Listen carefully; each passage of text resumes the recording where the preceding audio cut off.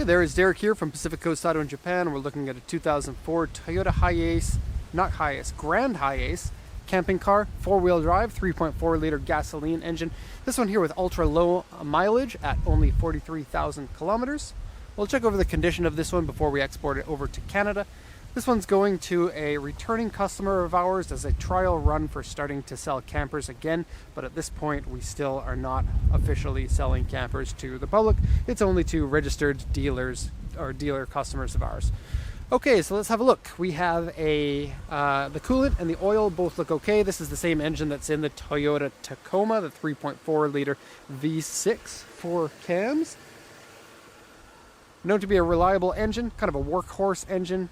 More torque than it has horsepower, and probably well suited for this. It's going to be faster than most of the diesel campers that you can get here in Japan. However, because it's not diesel, will be slightly worse fuel economy. But then again, diesel in Canada, I believe, is at least the same price or more expensive than gasoline, and so it's really negligible at this moment. At least that's what I've heard. Go ahead and close this off. And I will say, mechanically, everything works out really well with this. Condition wise, it's looking really good. I'll go ahead and turn the engine off here. And we'll first take a look at the exterior, then we'll look at the interior. Usually there's someone really nice in the comment section that's going to post the timestamp for the interior check, because I know a lot of people are really interested in that. Japanese campers tend to be pretty small on the interior compared to other vehicles, but the smaller footprint will mean, better fuel economy. Some people don't want to drive something super big, and so it is, or can be considered, a pretty ideal type of vehicle for many people, hence why they're so popular. Okay, so let's just go over this really quickly. This is a 2004 Grand Hiace. The Grand Hiace is, the Hiace comes in, three versions. There's a Hiace truck, a Hiace van, that's the one that many people know about. The Grand Hiace is the non-cab over version of it, so the engine is in front of you. It's supposed to be kind of the more comfortable, more like pedestrian car friendly version of the Hiace, because the Hiace is a commercial van, or started from commercial van roots and then became a personal vehicle. Okay, so this is a grade 4 with an interior C. I think interior C is being a little bit harsh on it. I'd say maybe a 4B, so that's good. Power steering, power windows and airbag, 43,526 kilometers. AC and automatic transmission. It's column shift automatic. Sales points here are purchased from user, aftermarket 15-inch wheels, toll collection box for Japanese highways, and a reverse camera. They say this is a Grant camper, which is kind of funny. We were joking about this because we have a sales rep named Grant. So when it came in, I was like, "Hey Grant, guess what? This is your camper." And he was like, Grant just became a dad. He reminded me how dad humor is starting to be fun for him. Okay, it comes with a sink and a table and a fridge. I have to say the fridge in this doesn't look like it's the original equipment from the camper, so it's not a built-in fridge. It's just a fridge, like a dorm fridge that's on the floor, which is a little bit weird. Most of the ones that are this size will have a fridge for sure.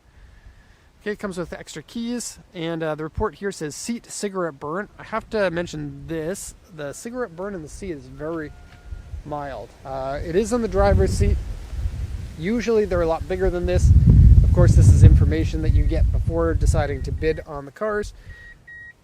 Here's the cigarette burn. You can see, compared to my thumbnail, pretty small.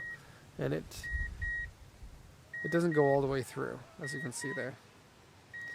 Okay, let's pull this out so it's not beeping at us afterwards when we do come to the interior.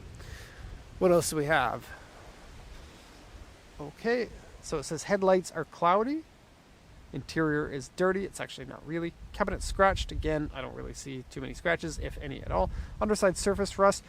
The underside is good. The engine room has some corrosion in it, which is weird for a Toyota. I did take a picture and show a video of it included in the report. It's about a section this long underneath the battery. It seems like, batteries can sometimes spill battery acid and then it extra corrodes. It doesn't look like it's that difficult to fix, but I don't know if you would consider that actually underside rust. The underside looks better. I think they missed that. Okay, camping box has scratches and paint fade. The paint fade doesn't look that bad to me. It actually looks fairly glossy compared to your average camper. And then windshield rock chip A2 scratch here and on the rear bumper. So the rear bumper has scratches on both corners. It is close to the only damage on the car. Let's do it once around here. so that you can see it. This is my first time ever buying a Grand Hiace camper, and it turns out that these ones tend to be a little bit expensive, hence why we haven't been buying them. Many people are going for the Atlas or the Camroad or something like this, and I always wondered what it was about these that made them so desirable and so much more expensive. Not a ton more expensive, just significantly enough that most people would end up with something else. And I think it's pretty easy to see. The interior is made out of solid wood for the cabinetry instead of particle board and veneers, and it just has an overall high quality feel to it. Things like the bespoke tail lights and more exterior detailing made out of fiberglass than your typical camper. Maybe some higher quality parts for the trim. You'll notice that like the side pieces here are their own specific piece, as well as the roof rails. And Grant on this side printed backwards. Kind of weird, but very much a Japanese style that you'll see here quite often. Windows aren't particularly big on it. There are two on the back, one of this size on each side and one of this side on each side, and then nothing on the front there. And then it has a roof vent. It's too big of a vehicle to really see in the jungle, so we'll just go through here. And I could take a picture from here of the whole thing in shot, but I can't with a video because it crops it up a little bit. So there you can see. The Grand Hiace is, I guess, kind of like Lexus quality. And it's kind of like a Lexus version of a van. You know how like the Land Cruiser 100 series is called like the LX 470 or something here in Japan? You could consider this of the same like quality of vehicle. So you get the nice big headlights on there. It's higher quality build than an Alphard, I would say. And so that's pretty nice. Grille here has a little bit of fade on it. And then headlights have, like the auction sheet said, have faded a bit, kind of turned yellow. And that goes on both of them. I'll just show you this other one here. Okay, no signs of any rust on here. No signs of any cracking on the seal. Everything looks perfect, including all of them. I've checked them all over. And windows, all good condition. These are real glass. And oftentimes with campers, you're going to get plastic windows. The glass windows are really nice. That'll keep it quieter inside. Okay, so let's continue going on down here and look for any of the defects. We're going to be pointing those out. Here's your fuel filler. Okay. The latch that catches the door and holds it open is broken on one piece, and so it doesn't lock the door into the open position. There's a rain gutter along the top there. That's nice. Okay, the side awning has been removed and the holes have been filled with putty. It looks like they've been filled properly, but you can still see the line of holes along there. Hopefully this video is not too windy. I have like a super wind sock that I haven't been using anymore because it's bulky, and I've got just a foam ball over the microphone right now. Now this is kind of funny. It has a little door here, and you can lock it, of course. It's not locked at the moment. And this goes into your bunk bed. Which is really weird. It's double bunk bed here. There's one up there and one down here. So in total it's a 4-bed version. I guess you could use this as storage. These things here come out. Like you can take those out completely if you wanted to have that just as storage. But kind of weird to have a little door there. It's like, you know, your son or daughter might sneak out of the window despite camping. So do be careful. Maybe don't let them have a key. And those beds in the back are really only children's size beds. This one here, I don't know if it opens. Oh, it isn't locked. Okay, that one again goes to underneath, but the same area. Close that up. 2 windows, one for each of the beds in the rear bunk bed. A ladder there to go up to the top. I did not go up to the top to check that out. Back corners, they have been hit. Only slightly. There's that. There's some sort of a little plug in here. Now I don't think it came with a cable, but sometimes they're hidden. Some more scratches on this back corner. This one milder than the other one. And there was one more area of scratches. I think maybe here? I did document it in pictures and other videos for the owner of this. Oh, here it is. Okay, right there. And they considered this one to be an A2 on the auction sheet. Okay, so let's go to the interior. Original mirrors have been spaced out here. Kind of a cool idea for camper because obviously this is wider than the typical vehicle is. Okay, open this up. Interior has a unique smell to it. I don't know if it's an air freshener or something else, but it is unique, and I have never smelled it in a vehicle before. Okay, these seats are just your regular comfy seats in good condition, spare for that one cigarette burn that I already mentioned. Now, it doesn't smell like cigarettes at all in here, not even a little bit, but I think that probably the previous owner, maybe the owner before that, was a smoker, because there's a place, this holder is for like, I think it's for cigarettes. I can't think of anything else that this would be for. Okay, so there's a aftermarket Navi monitor. That there is for the reverse camera as well. Has Toyota CD/tape deck. An air freshener there. It's very windy today. Okay, AC controls, and the AC has been checked and it works.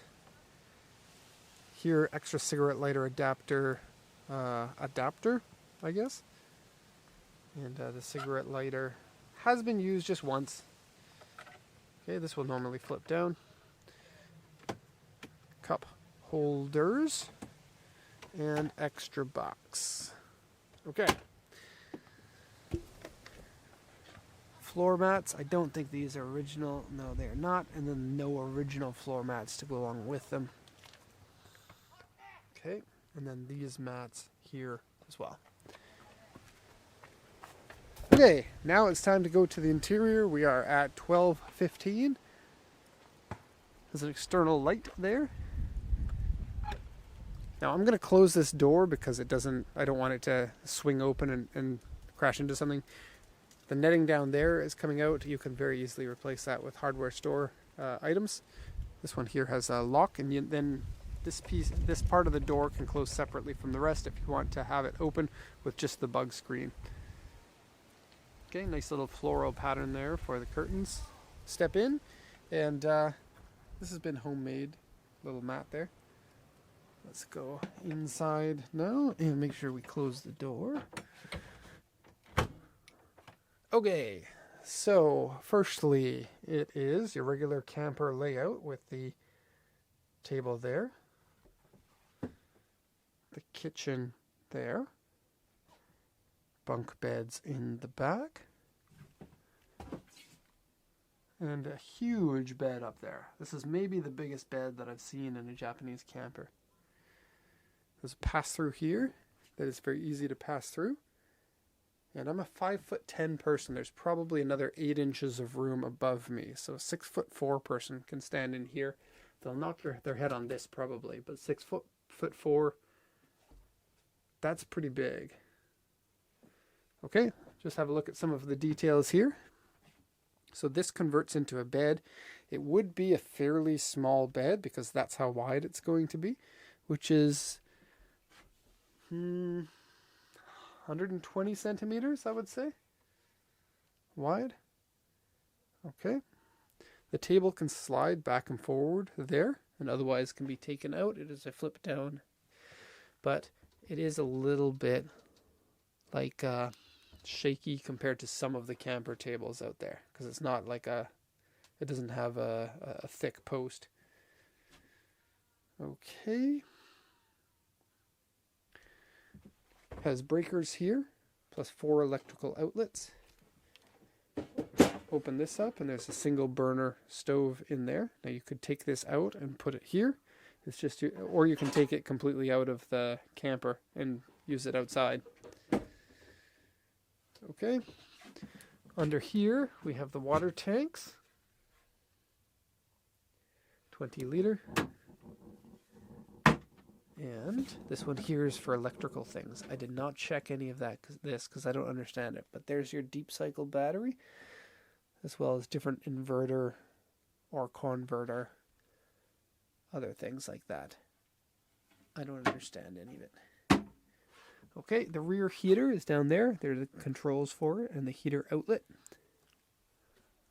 Okay, as I said, this is full wood, not particle board, and that goes with all of the gorgeous shelves up here, and up there, and up here, and up there, and has this cool kind of like I don't know, designed shelf part, spice rack for your kitchen. Not too sure. Is this the weird smell? Nope. Okay, now the windows have these cool double blinds. Now this one here is in the down position because it doesn't hold itself up anymore. It's like failed. So it has this semi-transparent, and then you can move this down to a more opaque type curtain. There's one of them here as well, but this one is in the full up position because it will hold itself. This one here doesn't hold itself anymore. And then you can line up these pleats so it looks better if you want to. And this one here won't even hold itself up. And then the bottom one won't either. Okay, has a set of speakers here. Let's see if we can get the brand name of these. It is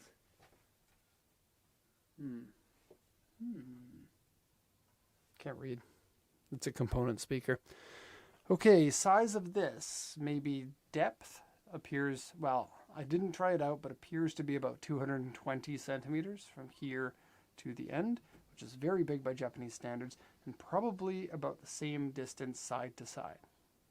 Okay, it has a ladder also that you can pull down and use to get up there, because it's actually up higher than most of these camper top beds are. Usually it's pretty easy to just, stand on here to get up, but this one's probably at least, 30 centimeters or so higher than your typical one.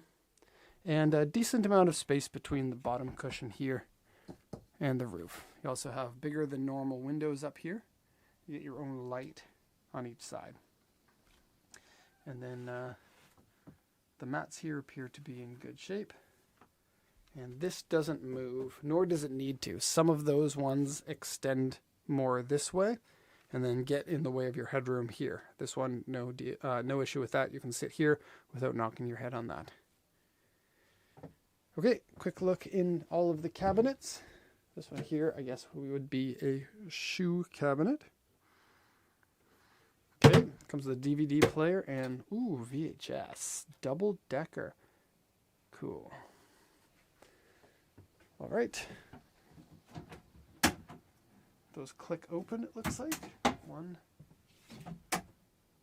And there's a little bit, like the weird smell inside here has a bit of a wood smell added together with something else, which I don't know.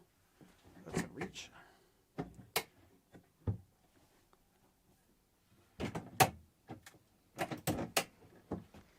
These, when opening and closing them, feel very high quality, not like most camper cabinets, which tend to be quite low quality. And oftentimes the locks break. A lot of them have these push button locks that you push it in and it locks in place, and then you push it out and then use that as the knob, and they're pretty prone to breaking. Okay, this might need to be replaced. Some sort of, I don't know, is that a Venetian blind? Not sure. Countertop here is in good condition. There are a few marks that need to be cleaned up. This is a substance on it. Same with this. The sink is red. I've never seen a red sink like this, but compared to your average camper sink, this is a lot larger. Okay, lamps up here. Shelf up here. Headliner's not sagging or having any water damage in it.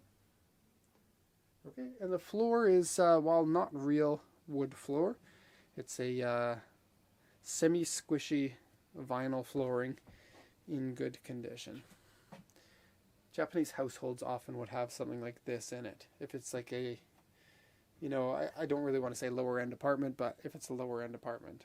But most apartments here would have like wooden floors that are not laminate like that.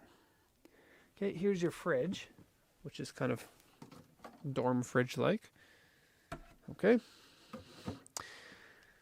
And you have cup holders back here, which seems like a weird place for the cup holders, but these seats are transferable into another position. This one here goes up, and that one there goes down. And then those headrests go over here to point the seat in the opposite direction. And this is a 6-seater, so 6 seat belts. 1, 2, 3, 4, 5, 6. The back bunks are narrow. They're probably about 80 centimeters wide. I could measure if you actually wanted me to. And these are all removable panels, so you can take them out. If you wanted to, build a shower or have a toilet in here, you could use that space for it. Usually these 4-bed versions use up the space that otherwise goes to a bathroom. Okay. And that's basically everything in here. So let's head out.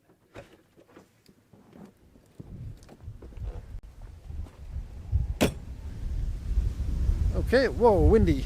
I'm getting blown over.